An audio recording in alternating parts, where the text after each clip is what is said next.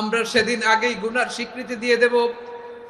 আমরা বলবো, আল্লাহ তুমি প্রশ্ন করার আগে তোমার একটা কথা বলি, আমারে কিছু জিজ্ঞেস করো না, আমি সব করেছি। এমন কোন পাপ নাই যে পাপ আমারে দিয়ে হয় নাই। তোমার রহমত দিয়ে তুমি জান্নাতে পাঠাবা, তোমার দয়ায় জান্নাতে যেতে চাই, আমল দিয়ে না। পারবেন বলতে? কিয়ামতের দিন আমরা বলবো, আল্লাহ আমার আমল দিয়ে জান্নাত চাই না, আমি তোমার দয়া দিয়ে জান্নাত চাই। তোমার দয়া ছাড়া আমার কোনো উপায় নাই। লিল্লাহি তাকবীর, নারায়ে তাকবীর, নারায়ে তাকবীর। মিজানুর রহমান আদের সাহেবের আগমন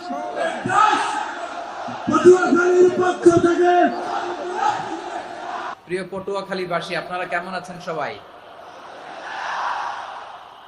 আমি তো দেখলাম যে গতকালই এসে আপনারা বসেছিলেন। কষ্ট হয় নাই? সারাদিন খাওয়া দাওয়া করতে পেরেছিলেন তো? নামাজগুলো সময় মতো পড়তে পেরেছেন?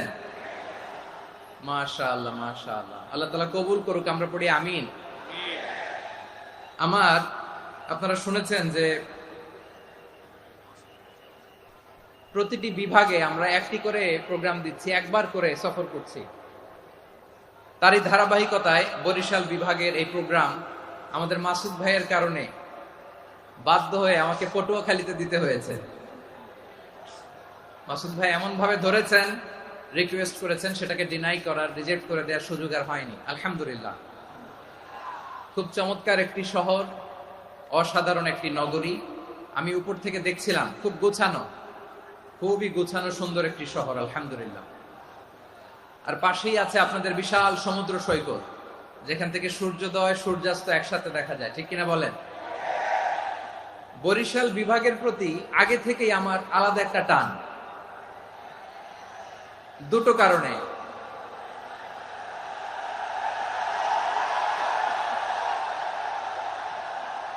আলহামদুলিল্লাহ, আলহামদুলিল্লাহ, মাশাআল্লাহ। এই গণজোয়ারকে আল্লাহ তাআলা ইসলামের পক্ষে কবুল করে নিক।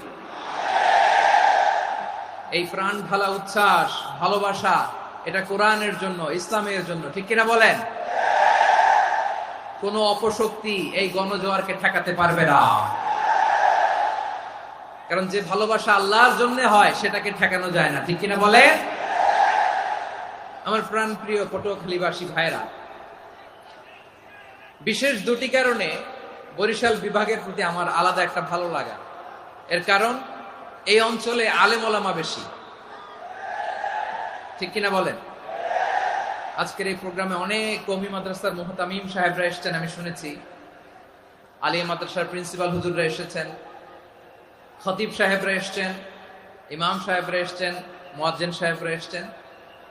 এই বিভাগে আলেম ওলামা বেশি। তার প্রমাণ, এখানে এই বরিশালের ভেতরে আছে সারসিনা দরবার, ঠিক কিনা বলেন? অনেক হাক্কানি একটা দরবার। সারসিনার মরহুম পীর সাহেব হুজুরের খেদমত করেছি আমি অনেকবার, সুযোগ হয়েছিল আমার ছাত্র জামানায়।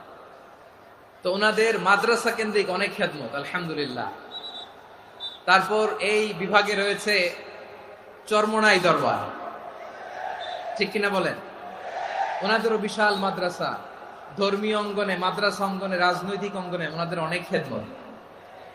তারপরে এখানে আছে ঝালকাঠি এনএস কামিল মাদ্রাসা।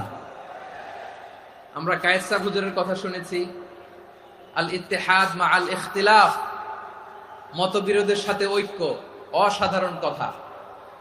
তো এই সমস্ত বড় বড় আল্লাহওয়ালাদের আগমন এই ভূখণ্ডে হওয়ার কারণে এখানে ধর্মীয় বিশৃঙ্খলা, মারামারি কম, আছে ঐক্য, ঠিক কিনা বলেন? বরিশাল বিভাগের প্রতি আমার বিশেষ ভালোবাসার এটা একটা কারণ। দুই নম্বর কারণ হচ্ছে, আমি ঢাকাতে যে মাদ্রাসায় পড়াশোনা করেছি, দারুন নাজাত সিদ্দিকিয়া কামিল মাদ্রাসা, আমার মাদ্রাসার শিক্ষক মন্ডলীর অধিকাংশ হচ্ছে এই বরিশালের, আলহামদুলিল্লাহ। আমাদের শ্রদ্ধেয় প্রিন্সিপাল হুজুর আখম আবু বকর সিদ্দিক হাফিজাহুল্লাহ ওয়া রাআহ, উনি এলাকার সহ পুরো দারুন নাজাত মাদ্রাসার অধিকাংশ আসাতাজা ইকরাম এই ভূখণ্ডের, এই অঞ্চলের হওয়ার কারণে ছোটবেলা থেকেই বরিশালের প্রতি আমার একটি ভালোবাসা। তো আমি অন্তরের অন্তঃস্থল থেকে আবারও শুভেচ্ছা জানাতে চাই আমি আমাদের অনেক ভাইদেরকে দেখতে পাচ্ছি আপনারা বসার জায়গা পাননি, দাঁড়িয়ে আছেন এবং খুবই নিশ্চুপ, শান্ত, সুশৃঙ্খল। The people of Borishal, they're very smart, alhamdulillah. মাশাআল্লাহ। এবং শ্রোতা যাদেরকে দেখতে পাচ্ছি বেশিরভাগের বয়স 15 থেকে 25। জেনজি, যেখানেই যাই জেনজি আমারে ছাড়ে না। মাশাআল্লাহ, এরাই আগামীর বাংলাদেশ, এরাই বাংলাদেশ। এদের হাতেই নিরাপদ আমার লাল সবুজের পতাকা, এদের হাতে নিরাপদ আমার 56,000 বর্গ মাইলের প্রতিটি ইঞ্চি মাটি। এজন্য তোমাদেরকে সাবধান থাকতে হবে, সজাগ থাকতে হবে দেশের জন্য, এদেশের সার্বভৌমত্বের জন্য। ঠিক কিনা বলেন? আমার প্রিয় ভাইরা, আপনারা এখন যেমনি নিশ্চুপ, নীরব, very quiet and calm, discipline, I like it, I love it. শেষ পর্যন্ত আপনারা এরকম নিশ্চুপ, নীরব, নিস্তব্ধ, নিঝুম থাকবেন তো আপনারা? মাশাআল্লাহ। আমি খুব লম্বা চূড়া সময় নেব না, অনেক আলোচনা হয়েছে, আমি পাশেই ছিলাম, আমি দুপুরেই চলে এসেছি, আমি শুনছিলাম আলোচনাগুলো, অসাধারণ আলোচনা হয়েছে। আসলে আলোচনা হওয়া দরকার অল্প, ইবাদত আর আমল হওয়া দরকার বেশি। ঠিক কিনা? কিয়ামতের একটা আলামত হচ্ছে খুতবুকুম তাওয়িলা ওয়া সালাওয়াতুকুম কাসীরা। কিয়ামতের আগে আমাদের বক্তব্য হয়ে যাবে লম্বা। Your speech will be longer and your salah will be very shorter. বক্তব্য হবে লম্বা, সালাত হবে খাটো। এই নমুনা বর্তমানে আছে না নাই? ঘন্টার পর ঘন্টা, তাও তৃপ্তি মিটে না। অনেক জায়গায় রাত পর্যন্ত, মিডনাইট পর্যন্ত, মধ্যরাত পর্যন্ত আলোচনা হয়। এটা ঠিক নয়। বক্তব্য হবে একেবারে gist, cream of the creams, একেবারে ক্রিম কথাটা আলোচক উপস্থাপন করবেন। হেদায়েত দেওয়ার মালিক কে? ইন্নাকা লা তাহদি মান আহবাবতা ওয়ালাকিন্নাল্লাহা ইয়াহদি মান ইয়াশা। নবী হে, আপনি চাইলেই কাউকে হেদায়েত দিতে পারবেন না। হেদায়েত দেওয়ার মালিক কে? প্রিয় ভাইরা, আমি শুরুতেই দেখতে চাই যে আপনারা বরিশাল বিভাগের কে কোন জেলা থেকে আসলেন, এটা একটু জেনে খোঁজখবর নিয়ে আমি আলোচনা শুরু করবো ইনশাআল্লাহ বিইذنিল্লাহ।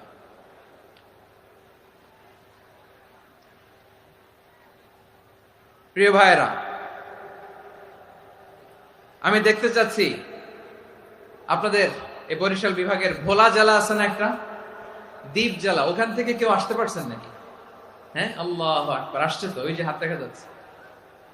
সর্বনাশ, মাশাআল্লাহ, ঠিক আছে, আল্লাহ আমার ভাইদেরকে তুমি কবুল করো। বরগুনা জেলা থেকে কেউ এসেছেন আজকের প্রোগ্রামে? ইয়া সালাম, মাশাআল্লাহ, মাশাআল্লাহ, ওয়েলকাম, ওয়েলকাম। ঠিক আছে, পিরোজপুর জেলার কেউ এসেছেন? পিরোজপুর জেলা থেকে মাশাআল্লাহ অনেক ভাইরা এসেছেন। ঝালকাঠি, মাশাআল্লাহ, ঝালকাঠির অনেক আসছে। তারপর বরিশাল জেলা থেকে কারা কারা এসেছেন? বরিশাল, মাশাআল্লাহ, তাবারাকাল্লাহ। এবার পটুয়াখালী জেলার কারা কারা দেখি? মাশাআল্লাহ, মাশাআল্লাহ, মাশাআল্লাহ। আল্লাহ তুমি কবুল করো, আল্লাহ তুমি কবুল করো। লিল্লাহি তাকবীর, লিল্লাহি তাকবীর, লিল্লাহি তাকবীর। হাত নামান। প্রিয় ভাইরা, আসুন আমরা কাল বিলম্ব না করে আজকের পটুয়াখালী জেলা শহরের, মাশাআল্লাহ, ওই যে লক্ষ্মীপুর থেকে আমাদের ভাই এসে প্লেকার্ড নিয়ে দাঁড়াইছে। ঠিক আছে, প্লেকার্ড দেখেছি, ফি আমানিল্লাহ। আচ্ছা, এই বরিশাল বিভাগের বাইরে থেকে কারা কারা আসছেন দেখি, কেউ আছেন কিনা? মাশাআল্লাহ, অনেক অনেক অনেক, মাশাআল্লাহ, আল্লাহ কবুল করুন, আল্লাহ কবুল করুন, ফি আমানিল্লাহ। চাঁদপুর, ঠিক আছে, ঠিক আছে, হ্যাঁ, ইলিশের বাড়ি, চাঁদপুর, ঠিক আছে, মাশাআল্লাহ। বসুন, বসুন। সম্মানিত ভাইরা, আসুন আমরা মূল আলোচনার দিকে চলে যাই। আজকে আমরা যে টপিকটা নিয়ে আলোচনা করব সেটা হচ্ছে, আমরা যে জীবনে বিপদে পড়ি, আমরা বিপদে পড়লে আমাদেরকে উদ্ধার করে কে? আল্লাহ ছাড়া আমাদের বাঁচানোর কেউ আছে? উদ্ধার করার কেউ আছে? রক্ষা করার কেউ আছে? এজন্য বিপদে পড়লে আমরা চাইবো কার কাছে? আমাদের যাই দরকার হোক আমরা ফরিয়াদ করব কার কাছে? নাকি মাজারে যেয়ে চাবেন? মাজারে যেয়ে যাবেন? অনেকে তো মাজারে যে কপাল ঘষে, আছে না নাই? মাজারে যে সন্তান চায়, আছে? এই এলাকায় নাই, এই এলাকার লোকদের আকীদা খালেস আমি জানি। মাজারে যে কপাল ঘষে আর সন্তান চায়। আচ্ছা, মাজারে গেলে সন্তান পাওয়া যায়? আচ্ছা, মাজারে না গেলে যদি বাচ্চা না হতো, গরু ছাগলের যে বাচ্চা হয়, ওরা কোন মাজারে মানত করে বলেন? কথা কি বুঝতেছেন? এই যে প্রতি বছর গরু ছাগল ভেড়া এগুলো যে বাচ্চা দেয়, এরা কোন মাজারে যে মানত করে? এজন্য চাইতে হবে একজনের কাছে, তিনি কে? আমার প্রিয় পটুয়াখালীবাসী, মাজার জিয়ারত করা সুন্নাহ। আমরা মাজার জিয়ারত করব, আল্লাহ ওয়ালাদের কবরে যাব, আমরা সেখানে যে সালাম দিব, দোয়া করব, নিজের জন্য করব, কবরে শুয়ে থাকা মাইয়েতের জন্য করব, পুরো মুসলিম উম্মার জন্য করব। কিন্তু কবরে যিনি শুয়ে আছে ওই বাবার কাছে সন্তান চাওয়া যাবে? চাকরি চাওয়া যাবে? সফলতা চাওয়া যাবে? সফলতা দেয় কে? সবাই বলেন নাই, আওয়াজ করে বলেন, সফলতা দেওয়ার মালিক কে? এক কথাই রব্বুল আলামিন বলেন, ওয়া ইয়ামসাসকাল্লাহু বিদুররিন ফালা কাশিফা লাহু ইল্লা হু ওয়া ইয়ুরিদকা বিখাইরিন ফালা রাদ্দা লিফাদলি ইউসিবু বিহি মান ইয়াশাউ মিন ইবাদিহি ওয়া হুয়াল গফুরুর রহিম। আল্লাহু আকবার। আল্লাহ বললেন, ওয়া ইয়ামসাসকাল্লাহু বিদুররিন ফালা কাশিফা লাহু ইল্লা হু। আল্লাহ যদি তোমাকে কোনো বিপদ স্পর্শ করায়, আল্লাহ যদি তোমারে কোনো বিপদে ফেলে দেয়, ওই বিপদ থেকে উদ্ধার করার তিনি ছাড়া আর কেউ নাই। জোরে বলেন ঠিক কিনা? তিনি যদি কোনো বিপদে ফেলেন, তিনি ছাড়া বিপদ থেকে উদ্ধার করার কেউ নাই। আর তিনি যদি তোমার প্রতি কোনো অনুগ্রহ করতে চান, ওই অনুগ্রহ ঠেকিয়ে দেওয়ার ক্ষমতাও কারো নাই। আল্লাহ যদি আপনার সফলতা দিতে চায়, পৃথিবীর কোন শক্তি ওই সফলতাকে থামাতে পারে? এজন্য আল্লাহ বললেন, খবরদার, চিন্তা আকীদা খালিস করে নাও। ওয়া ইয়ামসাসকাল্লাহু বিদুররিন ফালা কাশিফা লাহু ইল্লা হু। আল্লাহ বিপদে ফেললে বিপদ থেকে উদ্ধার করার কেউ থাকে না। আর আল্লাহ যদি তোমার প্রতি দয়া দেখাতে চান, অনুগ্রহ করতে চান, ওই অনুগ্রহকে প্রতিরোধ করার মতো ক্ষমতা কারো নাই। তিনি তার বান্দাদের মধ্য থেকে যাকে ইচ্ছা তাকে দেন, যত ইচ্ছা তত দেন। তিনি ক্ষমাশীল, তিনি মেহেরবান। সুবহানাল্লাহ। তিনি ক্ষমাশীল, তিনি মেহেরবান। তাহলে এই আয়াত থেকে আমরা বুঝতে পারলাম, আমরা যদি বিপদে পড়ি আমাদেরকে কেউ বাঁচাতে পারে না। আমার বাবা আমারে বাঁচাতে পারে? হ্যাঁ? আমার মা আমাকে বাঁচাতে পারে? আমার বন্ধু আমারে বাঁচাতে পারে? আমার দলের কর্মী আমাকে বাঁচাতে পারে? আমার পীর সাহেব আমারে বাঁচাতে পারে? আমার পটুয়াখালীর ভাইয়েরা খেয়াল রাখবেন, বাঁচাতে পারে এক মহান সত্তা, উদ্ধার করতে পারে এক মহান সত্তা। চিৎকার করে বলুন, তিনি কে? আবার আল্লাহ বললেন, আম্মাই ইউজিবুল মুত্তাররা ইযা দাআহু ওয়া ইয়াকশিফুস সুআ ওয়া ইয়াজআলুকুম খুলাফাআল আরদ আইলাহুম মা'আল্লাহ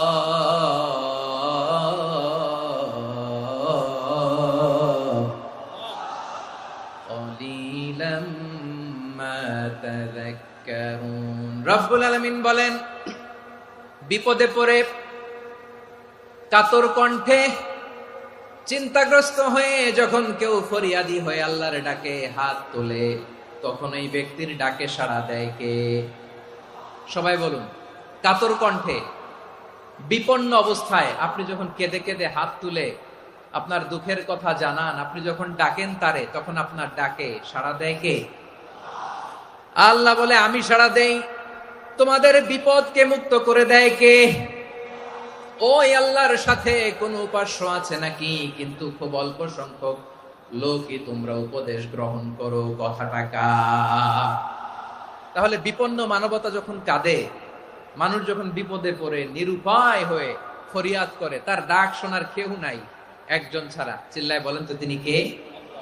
এজন্য আমরা ফরিয়াদের হাত কার দিকে তুলব? প্রিয় পটুয়াখালী বলেন, ফরিয়াদের দুটো হাত আমরা কার দিকে তুলব? এবং খেয়াল রাখতে হবে, মাথার সাথে সেট করে নিতে হবে, আল্লাহ ছাড়া আমাকে উদ্ধার করার কেউ নাই। এই পৃথিবীতে কেউ আপন না প্রিয় ভাইরা। বিপদে পড়লে বোঝা যায় কেউ আপন না। আপন শুধু একজন মহান সত্তা, তিনি কে? এটা কি আপনারা খেয়াল রাখতে পারবেন? হ্যাঁ, বিপদে আপদে কেউ আমাদের বাঁচাতে পারে না, তরাতে পারে না, মুক্তি দিতে পারে না, উদ্ধার করতে পারে না, একমাত্র আমার প্রভু ছাড়া, আল্লাহ ছাড়া। চিল্লায় বলেন ঠিক কিনা? এবং প্রিয় পটুয়াখালীর ভাইয়েরা, মাথার সাথে এটা সেট করে নিতে হবে যে আমাদের পুরো জীবনটাই পরীক্ষা। পুরো জীবনটাই কি? The life is a test. পুরো জীবনটাই পরীক্ষা। এই জীবনে বিপদ আসবে, আপদ আসবে, পরীক্ষা আসবে, সবার জীবনে এটা থাকে।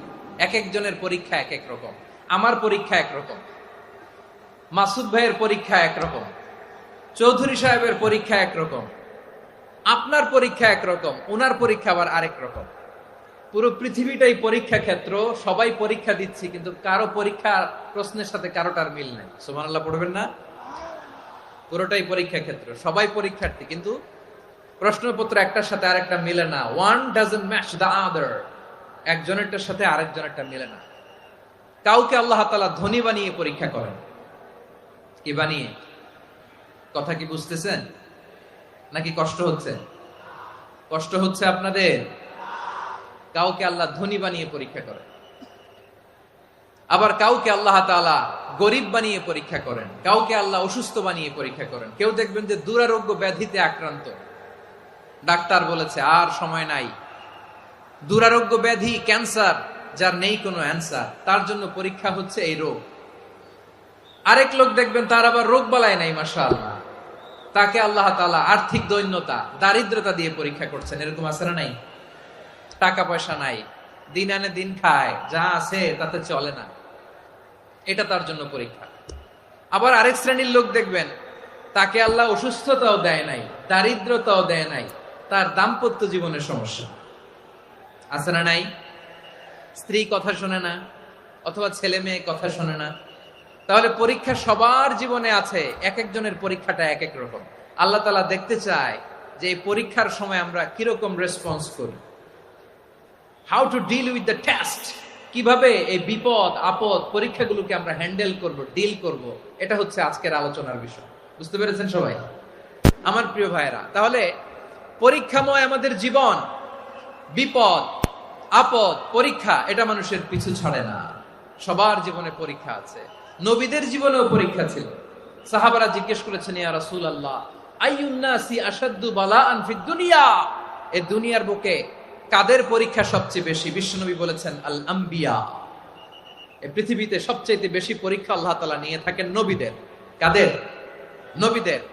সুম্মাল আমসাল ফাল আমসাল, এরপরে নবীদের পরের স্তরে যারা, তাদের পরীক্ষা। এরপরে তাদের পরের স্তরে যারা, তাদের পরীক্ষা। সিদ্দিকিনদের, শুহাদাদের, সলিহিনদের, আল্লাহওয়ালাদের। যার ঈমান যত মজবুত, তার জীবনে পরীক্ষাও তত বেশি। চিল্লায় বলেন ঠিক কিনা? তাহলে মুমিনরা, বিশ্বাসীরা, আমরা কি পরীক্ষা বিপদ আপদে ভয় পাই? হ্যাঁ, বিপদ দেখলে ভয় লাগে আপনাদের? ভয় লাগে? হ্যাঁ, না, মুমিনরা বিপদে ভয় পায় না, তারা হতাশ হয় না, সুবহানাল্লাহ, তারা নিরাশ হয় না। বিশ্বাসীরা হাল ছেড়ে দেয় না, তারা ভরসা রাখে একজনের উপর। চিল্লায় বলতে হবে তিনি কে? কারণ মুমিন জানে the grief isn't permanent, the test isn't permanent, the struggle in our life isn't permanent. আমাদের জীবনের দুঃখ, কষ্ট, স্ট্রাগল, এগুলো পার্মানেন্ট নয়। After every difficulties there is an ease. সব কষ্টের পরেই একটা সুখ আছে না নাই?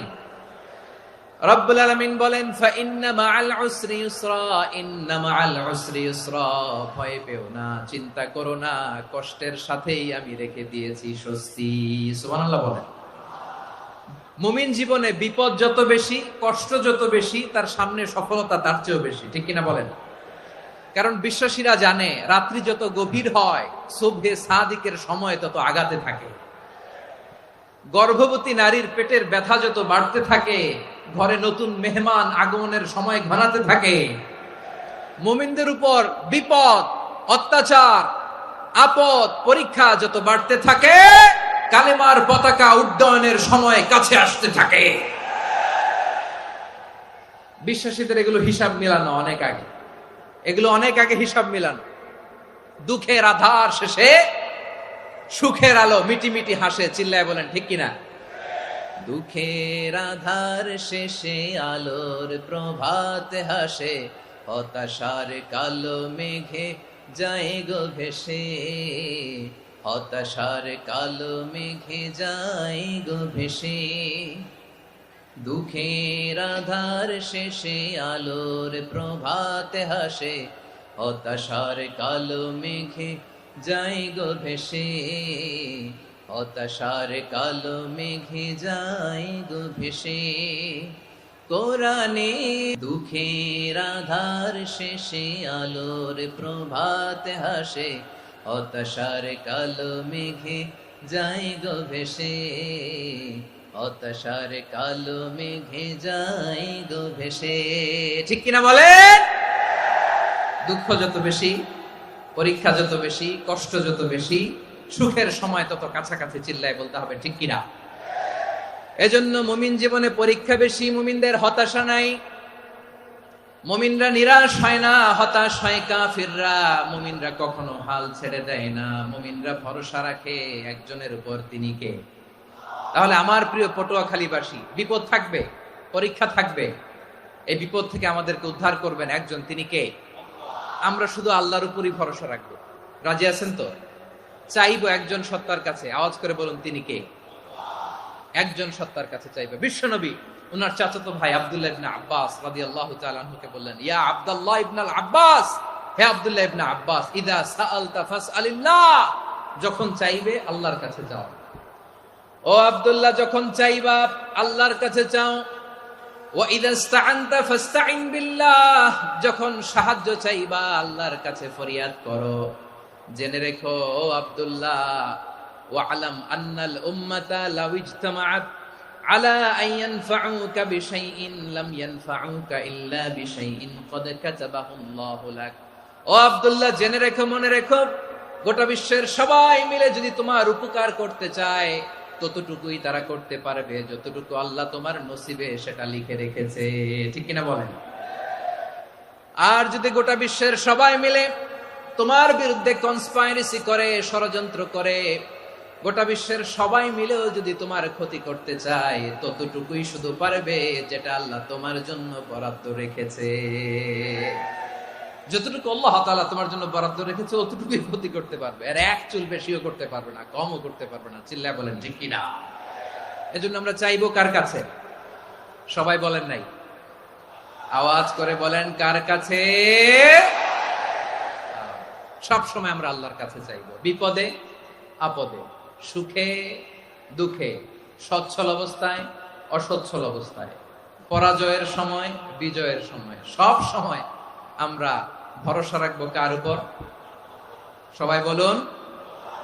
একদল লোক আছে যারা বিপদে পড়লে আল্লাহরে ডাকে, আছে না নাই? পটুয়াখালীতে মাশাআল্লাহ নাই। বিপদ আসলে আল্লাহরে ডাকে, বিপদ নাই আল্লাহও নাই। বিপদে পড়লে নামাজ পড়ে, বিপদও নাই নামাজও নাই।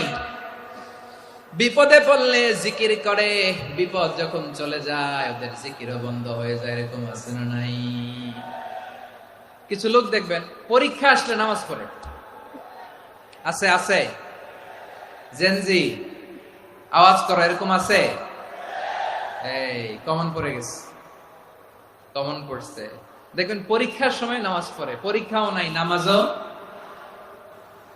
আছে। এরকম কিছু লোক আছে অসুস্থ হলে আল্লাহরে বড্ড ভালোবাসে, আল্লাহরে খুব ডাকে। অসুস্থ হইলে অসুস্থতাও নাই, আল্লাহ স্মরণও নাই। দেখবেন কিছু লোক নির্বাচন আসলে খুব আল্লাহ আল্লাহ হয়ে যায়, তখন দেখবেন মাথার মধ্যে হেজাব লাগায়, পাঞ্জাবি লাগায়, আল্লাহ আল্লাহ হয়ে যায়। নির্বাচনও নাই, এরপরে আল্লাহর কথাও নাই। আছে না নাই?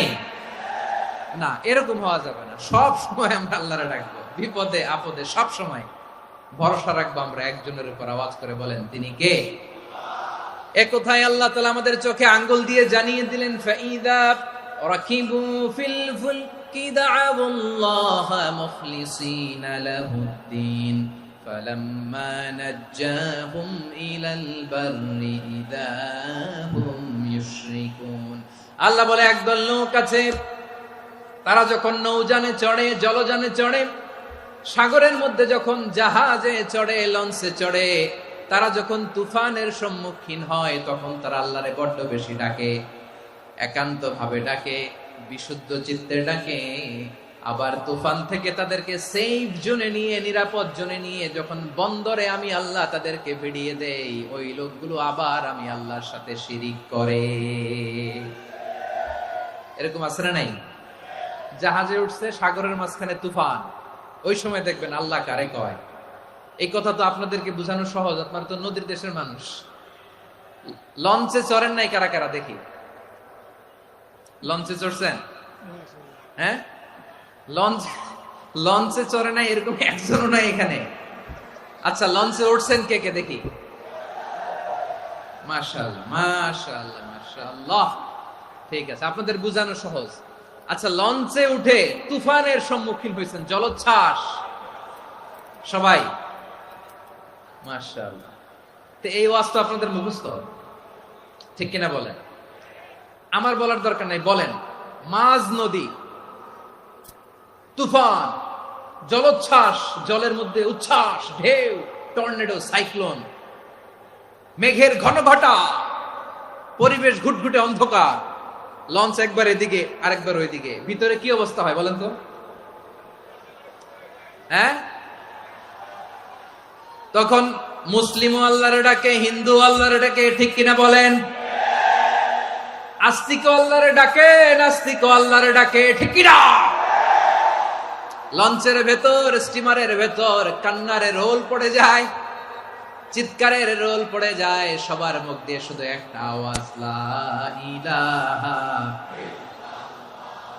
লা ইলাহা,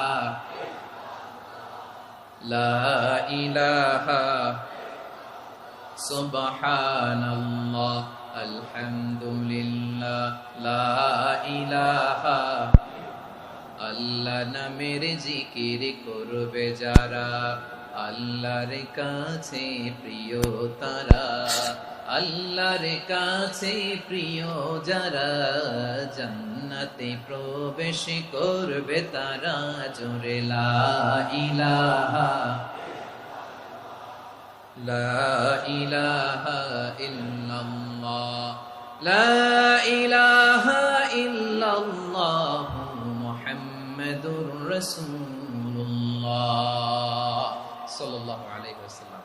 আমার প্রিয় পটুয়াখালীবাসী, তাহলে লঞ্চের ভেতরে যখন আমরা তুফানের মধ্যে পড়ি, তখন সবাই মিলে আমরা একটা নামের জিকির করি। নামটা কার? মুসলমানেরাও ডাকে, হিন্দুরাও ডাকে, আস্তিকও ডাকে, নাস্তিকও ডাকে, সবাই ডাকে একজনকে, তিনি কে? আবার দেখবেন ওই আল্লাহ তুফানের পরে, ঝড়ের পরে ওই লঞ্চটাকে যখন সদর ঘাটে ফিরিয়ে দেয়, আবার আমরা নাফরমানি শুরু করে দেই। সে কোথায় আল্লাহ বললেন, ফাইদা রাকিবু ফিল ফুলকি দা'আউল্লাহ মুখলিসিনা লাহুদ্দিন ফালাম্মা নাজ্জাহুম ইলাল বাররি ইযা হুম ইউশরিকুন। সাগরে যখন তুফানে পড়ে আমি আল্লাহর ডাকে, আবার আমি আল্লাহ যখন বাঁচিয়ে দেই, আবার আমি আল্লাহর সাথে শিরিক শুরু করে। আমরা কি এরকম হতে চাই নাকি? এরকম করবেন? হ্যাঁ না, আমরা তুফানে পড়লেও আল্লাহরে ডাকি, আবার বাঁচায় দেওয়ার পরেও ডাকি কারে? আল্লাহকেই ডাকি। বিমানের মধ্যে মাঝে মাঝে দেখবেন যে এয়ার টার্বুলেন্স হয়, জানেন? এয়ার টার্বুলেন্স জানেন তো? মাঝে মাঝে বিমানটা বাউন্সিং করে, বাম্পি, ভেরি বাম্পি ওয়েদার। শোনেন নাই? 40,000 ফিট উপরে যখন থাকে, তখন পাইলট মাঝে মাঝে বলে, dear passengers, ladies and gentleman, right now we are flying 40,000 feet above the ground and we are passing very air turbulence, very heavy air turbulence right now. Please fasten your seat belt.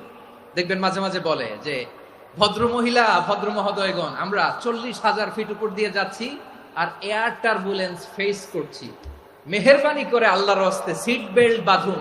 তখন বিমানটা এরকম bouncing করে, shaking করে। আপনারা মুখোমুখি হয়েছেন? ইদানিং এই air turbulence বেড়ে গিয়েছে।